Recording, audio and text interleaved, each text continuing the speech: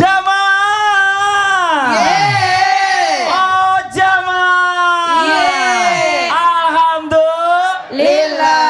Alhamdulillahirrahmanirrahim. Kembali lagi di Islami Tinda, masih membahas tentang tema gaya elit, lunasin hutang sulit. Wah, nah sekarang kita lanjut lagi nih, gimana caranya nagih hutang ke saudara. Mungkin kalau lagi kumpul keluarga, arisan keluarga atau apapun, itu pada kalau ketemu, waduh, emasnya dari sini sampai sini. Tapi bayar hutang nggak bisa. Coba kita tanya sama guru kita, Ustadz Ahmad Khan. Mohon izin, silakan Ustadz. Ya, Jamaah Islami Tinda yang dirahmati oleh Allah Subhanahu wa taala, bagaimana sih di dalam Islam adab-adab menagih hutang? Ketika seorang menagih hutang, maka ada adab-adab yang harus diperhatikan. Yang pertama, pada saat seseorang itu menagih hutang, maka hendaknya dia tidak menagih hutang di hadapan umum atau di hadapan orang banyak. Maka tagilah hutang di kediaman atau di rumah orang yang berhutang. Jangan di hadapan umum kayak model tadi tuh di awal segmen ya, ada VT yang memperlihatkan ada orang yang nagih hutang ketika di hajatan orang. Jangankan menagih hutang, kita memberi nasihat aja, fansuh fin firodi, maka kata Imam Syafi'i harus memberi nasihatnya jangan di hadapan apa? Jangan di hadapan umum ya. Tetapi harus apa? Harus selalu senantiasa memperhatikan bahwasanya hutang itu harus selalu senantiasa dibayar dan jangan sampai ditagih di hadapan umum karena bisa menjatuhkan harga diri orang lain. Maka ini nggak boleh, ini yang pertama. Yang kedua, ketika seseorang itu dia menagih hutang, maka tagihlah hutang pada saat sudah jatuh temponya. Jangan belum waktunya udah ditagih. Misalnya ketika berhutang itu dia berjanji akan bayar hutang, misal saya akan bayar nanti di bulan depan ya. Ternyata belum sebulan, baru 2 hari ditagih. Besok hari kelima ditagih. Baru seminggu ditagih lagi. Jangan lupa ya, ntar bulan depan bayar hutang. Akhirnya ditelepon lagi, besok jangan lupa ya, bulan depan bayar hutang. Akhirnya orang jadi kesel karena belum batas tempo untuk bayar hutang. Kalau sudah masuk jatuh tempo untuk bayar hutang, maka tagih pada waktunya. Karena apa? Karena ulama juga menyarankan selayaknya orang itu ketika menagih hutang pada saat sudah masuk jatuh tempo, jangan sebelumnya. Yang ketiga, adab menagih hutang itu hendaknya ketika seorang dia menagih hutang, maka tagihlah hutang dengan cara yang baik, dengan cara yang sopan. Jangan apa? Mencaci maki, apalagi sampai berucap-ucapan yang tidak baik. Apalagi kalau menagihnya itu dengan mengancam, mau bayar hutang nggak lo? Kalau nggak bayar gue santet. Wah, naudzubillah min dzalik. Jangan ya.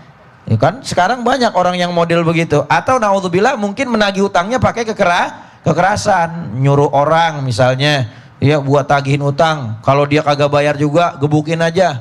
Kalau perlu masukin dalam kubur. Dia naudzubillah min dzalik, maka nggak boleh, di situ ada kezaliman. Maka menagih hutang juga ada adabnya, dengan sopan, dengan baik, dengan bahasa yang lembut. Ya, lalu kemudian apalagi adab penagih hutang? Di antaranya ketika seorang itu dia menagih hutang, maka usahakan ketika dia menagih hutang, ya jangan sampai di dalam penagihannya itu menyebabkan apa? Adanya riba di dalam hutang. Misal, ketika orang nagih karena dia belum bisa bayar, ya udah, gua kasih dah waktunya ditambahin seminggu lagi, tapi jangan lupa ada bunganya ya. Pokoknya harus dilebihin. Lu kan minjem 300.000, lu pulangin 350.000. Nah, ini nggak boleh, haram. Wa ahalallahul bai'a wa harrama riba. Allah menghalalkan jual beli dan Allah mengharamkan riba. Nggak boleh kalau seandainya ya di dalam penagihan itu ada ribanya. Masya Allah, ya, sekecil apapun itu boleh, intinya. Ya. Ya. Tapi kalau misalnya orang yang berhutang itu memang belum punya kelapangan untuk bayar, maka Allah bilang kasih waktu tenang lagi. Terima kasih banyak Ustadz Ahmad Khan atas penjelasannya. Tepuk tangan buat Ustadz Ahmad Khan. Jamaah. Nih ada lagi nih orang tipikalnya macam-macam, udah ngutangin terus kayaknya aduh saya pusing jadinya gara-gara banyak orang ngutang sama saya. Sudah deh, saya bakar aja nih buku catatan deh. Saya nggak mau tahu deh. Saya lepasin aja, saya ikhlasin aja gitu. Nah, ini kira-kira dapat pahala nggak Ustadz Maulana? Mohon izin dijawab. Ya, baik, silakan. izin kepada semuanya guru-guru kita, Ustaz Ramla dan Ustaz Ahmad Khan, dan semua guru-guru kita lagi nonton, terima kasih banyak. Semua jamaah yang setia menonton Islami Tinda dimanapun berada, dan lebih khusus lagi kepada pemberi utang. Siapa? Pemberi utang. Yang paling enak, berilah pinjaman orang kelebihan dari harta kita. Jangan memberi pinjaman uang pokok kita. Kalau uang pokok kita jadi kepikiran. Udah rugi uangnya, mikirin lagi dia. Baiknya yang kita berikan pinjaman itu adalah kelebihan dari harta kita, sehingga kalau dia tidak membayarnya tidak mempengaruhi ekonomi rumah tangga kita, keuangan kita tidak mengganggu karena memang kelebihannya. Makanya 30 10 bagi keuangan itu 30 30% adalah untuk biaya harian setiap hari. Kemudian 30% biaya bulanan yang memang dikeluarin setiap tanggal 1. Yuran inilah, bayar listrik lah dan sebagainya, token dan sebagainya. Atau ada arisan, ada cicilan, dibayar di 30% itu. Jangan lebih dari 30% dari cicilan, arisan dan semuanya, tidak boleh lebih. Kemudian 30% itu biaya tak terduga. Biaya tak terduga, dan 10%-nya sedekah. Aman hidup itu. Kalau diatur keuangan itu sedemikian rupa yang diajarkan oleh Salman Al-Farisi. Nah, bagaimana kalau daripada saya kepikiran? Ada masalah?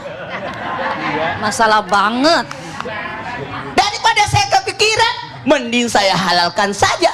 Ketahuilah, para pemberi utang selamat mendapatkan pahala 18 kali lipat daripada sedekah. Orang yang memberi pinjaman itu pahalanya 18 kali lipat daripada sedekah. Ada orang bersedekah, sedekah, tapi ketika memberi pinjaman 18 kali lipat daripada sedekah. Kenapa?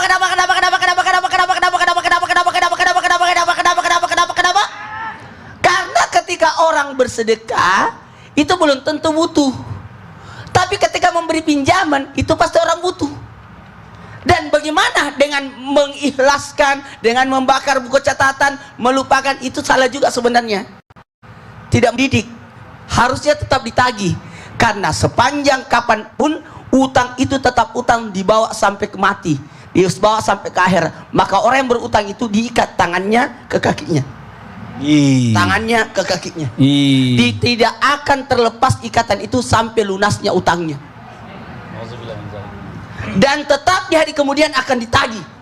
Dan ingat, tidak akan bisa lunas utang itu tanpa dibayar sampai kapanpun, kecuali diikhlaskan, kecuali dibayar.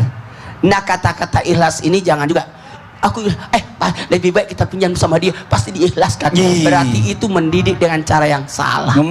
Kalau bisa saya gini, nanti biar aja kalau dia nggak ubah saya tagih nanti di akhirat. Nah, itu gimana tuh? Itu salah juga. Salah juga ya. Saya tadi mau salah gitu juga, aja tidak boleh. Ya? Tetap kita harus menyelamatkan dia. Karena kalau dia tidak bayar, sholatnya kita ambil, hajinya kita ambil, sedekahnya kita ambil, kan tidak enak. Jadi kalau dia nggak mau bayar sama sekali, nggak apa-apa lah. Ya, mau gimana lagi? Makasih Ustaz Maulana, tepuk tangan Ustaz Maulana. Habis udah ditagih di dunia nggak mau, ya ini kan? kayaknya isi hati. Isi hati. Kita lanjut ya jamaah. Ya kita lanjut lagi. Kita kasih kesempatan lagi jamaah buat tanya. Kalau gitu langsung aja kita kembali ke segmen Tanya Dong Ustadz. Kami semua tanya dong Ustadz. Oke, yang mau bertanya angkat tangannya. Sekarang sebelah mana ya? Oh, sebelah sini dulu deh. Sebelah sini sekarang. Ayo Ibu silakan izin. Assalamualaikum. Berdiri Bu, iya, nggak kelihatan tadi soalnya. Assalamualaikum warahmatullahi wabarakatuh. Waalaikumsalam warahmatullahi wabarakatuh. Perkenalkan, nama saya Ibu Arti Bella Harmala dari Majelis Taklim Nurul Iman, Bandung. Bandung, tepuk tangan buat ibu-ibu dari Bandung. Silakan Ibu. Mau bertanya, Bu Ustazah. Iya Ustazah, boleh. Kebanyakan para orang tua itu sama anaknya kalau dipinjem suka ngasih berapapun ataupun minta berapapun suka dikasih gitu ya kalau sama orang anak. Tua ya kebanyakan malah saya sering lihat gitu. Iya. Pas sekalinya orang tua lagi butuh banget terusan pinjem dikasih pinjem tapi kok sering nagih gitu. Oh, anaknya tuh nagih utang buat orang tuanya ngutang katanya. Iya. Kebanyakan gitu saya pernah lihat. Oh, pernah lihat. Itu aja pertanyaannya. Anak durhaka. Iya. Terus Bu, iya Bu. Ya itu aja, bagaimana itu Oh, saja. bagaimana? Oke. Terima kasih. Iya. Assalamualaikum warahmatullahi wabarakatuh. Waalaikumsalam warahmatullahi wabarakatuh. Ibu Bella nanya tadi Ustazah Romla, giran Mas anak Fadli? aja minta sama orang tua kasih-kasih aja. Ya. Gira orang tua minta sama anak dibilang utang, ditagi aja. Itu gimana tuh Ya anaknya tuh? Allah. Apa anaknya digecek aja dari sekarang? Mau Atau nyicil. dimasukin lagi ya? Mau nyicil. Betul. Masya Allah. Jamaah. Oh jamaah. Alhamdulillah. Masya Allah Ustadz Maulana yang lagi ngantuk. Ustadz Ahmad Khan, Mas Fadli. Masya Allah ya Rahman ya Karim. Ya, yang namanya kasih seorang orang tua itu sepanjang jalan. Sedangkan kasih seorang anak sepanjang galah. Masya Allah. Ketika dia masih kecil, itu orang tua ngasih apa aja deh, maka dibela-belain, bahkan apa itu gayanya anak lebih daripada orang tua. Orang tua capek kerja kemana, kayak Ustadz Maulana nih. Masya Allah. Ya Allah, tapi terkadang yang merasakan nikmatnya apa? Anak. Makanya ada istilah kalau orang tua kaya, anak jadi raja. Tapi anak kaya, orang tua jadi nah, Masya Allah. Nah, tetapi sekarang kan kebalik. Kalau dulu kita bela-belain, kita minjem buat anak mohon maaf terkadang minjem buat kita lah. Kita mah namanya anak ya Bu ya. Namanya anak terkadang udahlah nggak apa-apa ya, namanya anak kasihan. Tapi ketika terbalik kondisinya, orang tua yang minjem sama anak, Masya Allah. Ini kalau anak yang mampu, ya Allah tega amat sih orang tua sampai minjemin. Ketika mampu, kewajiban kita untuk menafkahi orang tua. Wabil walidaini ihsana. Kepada orang tua kita harus berbuat baik, ihsan, memuliakan, bahkan memberikan yang terbaik untuk orang tua. Sebanyak apapun apa yang kita berikan kepada orang tua, materi apalagi, sebanyak apapun tidak akan pernah bisa membalas jasa-jasa orang tua. Betul? Tidak akan pernah bisa membalas satu titik pun, satu tetes pun air susu yang telah masuk ke dalam tubuh kita. Masya Allah. Tapi kalau memang mohon maaf kondisinya seperti itu, apalagi anaknya memang nggak mampu, orang tua meminjam duit, secara ilmu fikih sepakat ulama kecuali madhab Hanabila, Imam Ahmad Hambali, yang namanya hutang tetap hutang. Ya, kalau memang akadnya yang namanya hutang walaupun orang tua, kecuali Imam Ahmad Hambali. Kenapa? Karena berdasarkan hadis. Ketika ditanya, ada seorang datang kepada Rasulullah, ya Rasul, saya punya harta, saya punya anak, orang tua saya ingin sekali harta saya, bagaimana? Maka Rasulullah menjawab, anta wa maluka liwaladika. Engkau dan hartamu adalah milik orang tuamu. Artinya apa? Maka apa? Makanlah apa yang dimiliki anakmu. Masya Allah. Jadi Imam Ahmad Hambali ini punya pegangan seperti itu. Tapi di dalam ilmu fikih yang namanya utang tetap hutang. Orang tua artinya bisa sah-sah saja kita menagih. Tapi ya etikanya sebagai anak. Ya Allah, bila perlu orang tua belum minta kita kasih. Betul. Kita tahu nih orang tua kita butuh, kita tahu nih orang tua kita tidak mampu, kita kasih. Bu, jangan takut, semakin kita banyak memberikan kepada orang tua, itu yang namanya keran rizki dari Allah akan semakin mengalir. Amin ya Allah, amin amin amin. Nah kita ibu sebagai istri dorong suami kita, apalagi kasih ke mertua. Jangan mau Allah, mau ngasih sama orang tuanya, jangan dong. Kasih. Lagian ngebahagiain orang tua aja belum bisa ya Bu ya, nyusahin aja bisanya tuh anak-anak gitu ya. Nanti orang tuanya baru begitu aja minjem lagi. Ya, makasih banyak Bu Ustazah, makasih banyak, maaf. Tepuk tangan dong Bu Ustazah Romla. Iya, saya gemes, saya juga anak gitu, tahu diri gitu. Itu di mana alamat itu? Jangan dibahas lagi. Cari Ustaz. Coba kita kasih kesempatan lagi, satu lagi yang mau nanya boleh silakan angkat tangannya Ibu, ayo. Biar nggak iri dari sebelah sini sekarang. Ayo Ibu silakan. Assalamualaikum warahmatullahi wabarakatuh. Waalaikumsalam warahmatullahi wabarakatuh. Perkenalkan, nama saya Ibu Parida dari Majelis Taklim Nurul Iman Bandung. Masya Allah. Bu Parida silakan pertanyaannya. Pak Ustadz, saya mau tanya, apakah ada batas waktu dalam hal peminjam uang ataupun barang? Ataupun barang. Ya. Kadang orang-orang lupa ya, sudah bertahun-tahun lamanya ditunggu-tunggu tapi tidak mengembalikan juga. Wah. Terima kasih pertanyaan. Itu aja. Makasih banyak Ibu Farida, mantep banget pertanyaannya, tepuk tangan. Itu namanya minjalik. Tuh 2, 3. Minjem jadi milik. Nanti kita lanjutin lagi ya. Nanti akan dibahas sama guru kita setelah yang satu ini. Tetap di Islam itu Indah. Jamaah